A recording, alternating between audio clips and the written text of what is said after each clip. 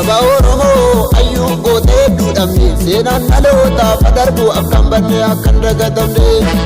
Saba Oromoo ayyuu gootee duudhamne seenaan dhaloota fadarbu akkan banne akkan dagatamne.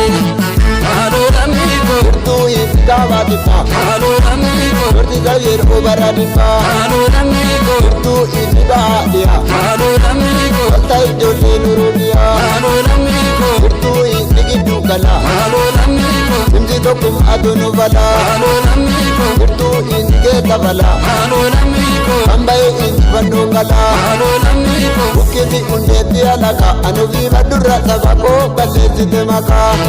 Saba Oromoo ayyuu gootee duudhamne seenaan dhaloota fadarbu akkan banne akkan dagatamne.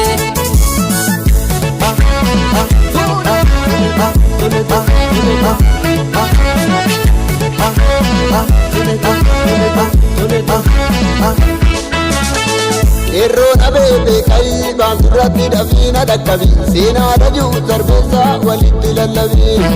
Yeroo dhabee beekayi baanturratti dhafiina dhaqqabi seenaa dhajuu sarbeessaa walitti lallabi.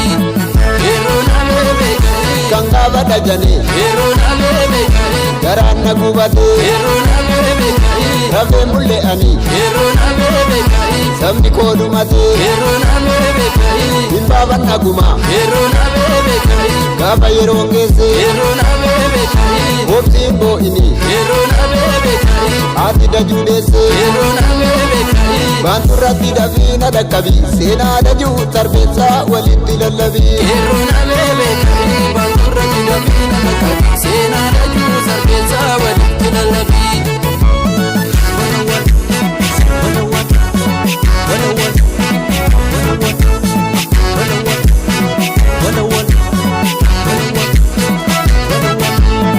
Dejanee sarbeessaa barnoota isaaf jecha bahe kan barataa keessaa didamne tabtuu nutti ta'e. Seenaa jabeessa Indagannu gootota dhabne seenaa jabeessa dhaloonni ittiin guddatu. seenaa jabeessa Kaan yoo harka wal qabne seenaa jabeessa namni koo wala hubatu. seenaa jabeessa Yeroof qarree kadhabne seenaa jabeessa baraan koo kan na gubatu. seenaa jabeessa Sabni Oromoo bakka hundattu ani ka'ee na dhaqqabii qeerroo koo kutattu.